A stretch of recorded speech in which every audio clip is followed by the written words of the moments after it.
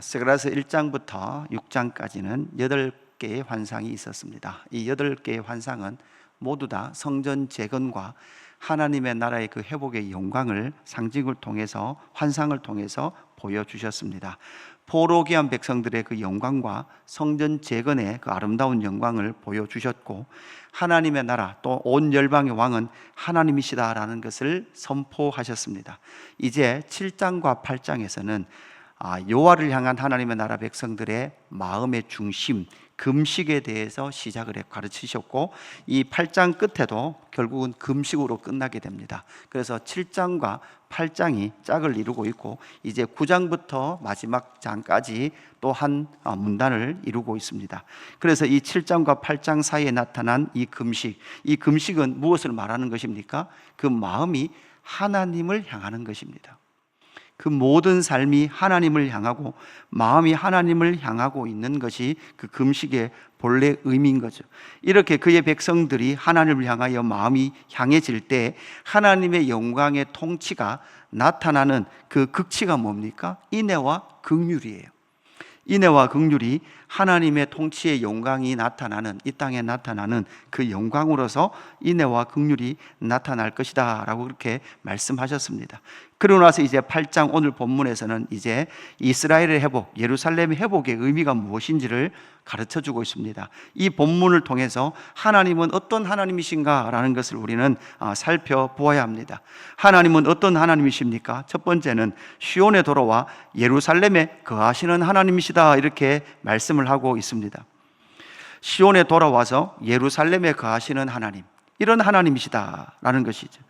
여러분, 하나님께서 이스라엘 백성들을 향하여 어떻게 말씀하십니까? 이스라엘은 어떤 백성이었습니까? 오늘 2절에 보니까 만군의 여호와가 이같이 말하노라, 내가 시온을 위하여 크게 질투하며 그를 위하여 크게 분노함으로 질투하노라, 이렇게 말씀하셨습니다.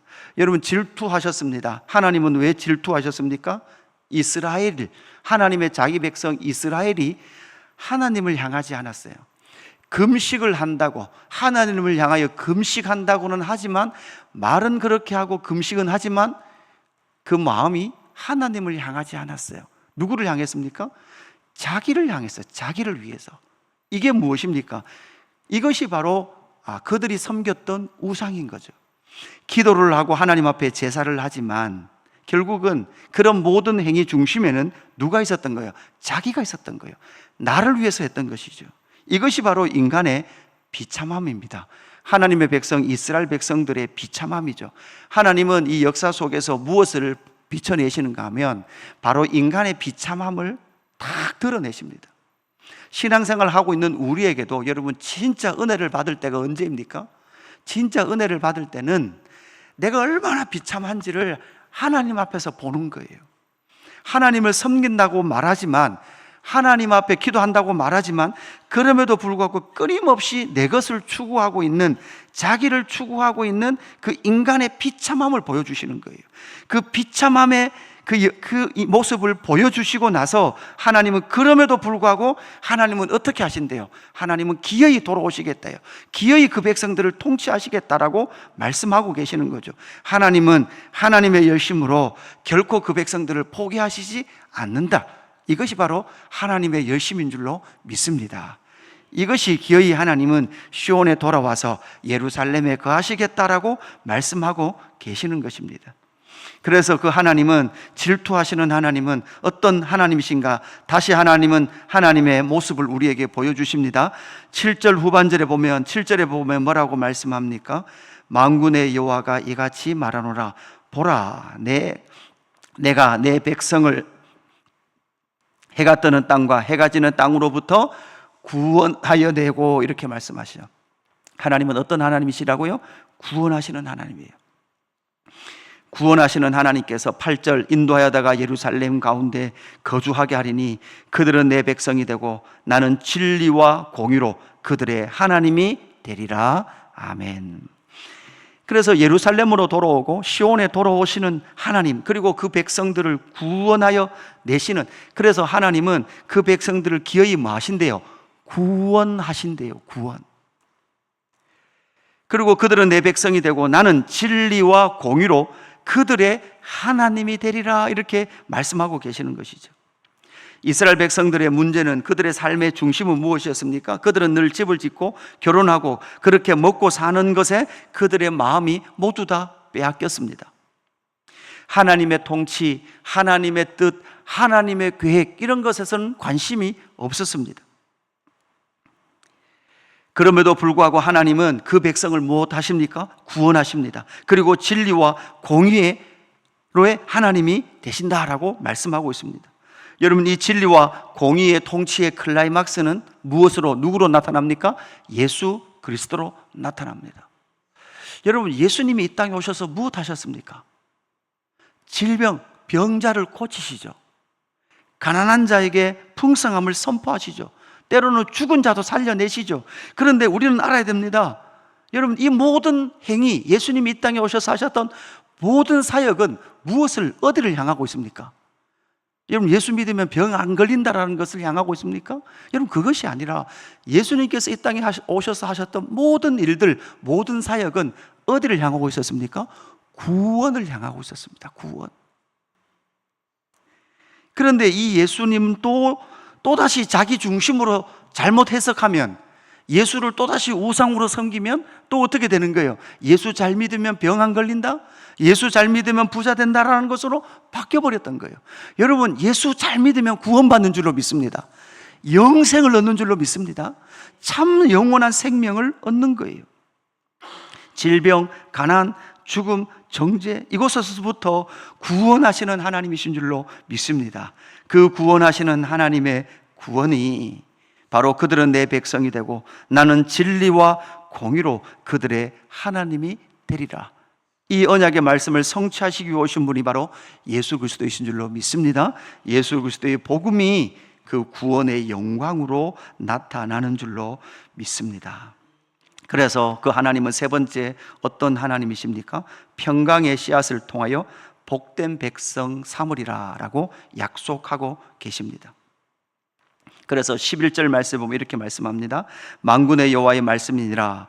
이제는 내가 이 남은 백성을 대하기를 옛날과 같이 아니할 것인즉 곧 평강의 씨앗을 얻을 것이라. 포도나무가 열매를 맺으며 땅이 산물을 내며 하늘은 이슬을 내리리니, 이렇게 말씀을 하고 있습니다. 여러분, 우리는 이 학개서 1장을 열어보면 학개 선지자가, 여러분 우리가 잘 아는 학개서 1장 6절을 보면 뭐가 나옵니까? 너희들 심어도 열매를 못 얻고 농사를 지어도 거둘 것이 없고 너희 전대는 어떤 전대 같아요? 구멍난 전대. 여러분, 구멍난 전대를 여러분 우리에게 적용해보면 뭡니까? 구멍난 통장. 분명히 월급은 들어왔는데 돌아서면 다 빠져나가고 없어요. 이런 거죠. 여러분, 이 이야기를 왜 하고 계시는가? 결국은 그들의 모든 삶의 중심이 어디에 가 있어요? 전대에 가 있어요. 전대. 하나님을 향한 마음은 하나도 남아있는 것이 없는 거죠. 그 백성들을 향하여 하나님은 질투하셨습니다. 질투하시고 기어이 하나님은 그 백성들 가운데 시온으로 돌아오게 하시고 예루살렘에 거하시는 하나님, 그리고 구원하시는 하나님이신데 그 구원하시는 하나님께서 기어이 어떻게 하십니까? 평강의 씨앗을 얻게 하시겠대요. 그러니까 여러분, 포도나무의 열매, 그 땅의 소산, 우리는 이걸 너무나 빨리 땅의 소산으로 그냥 눈이 훅 가는데 잘 봐야 돼요. 씨앗을 심는데 어떤 씨앗을 심습니까?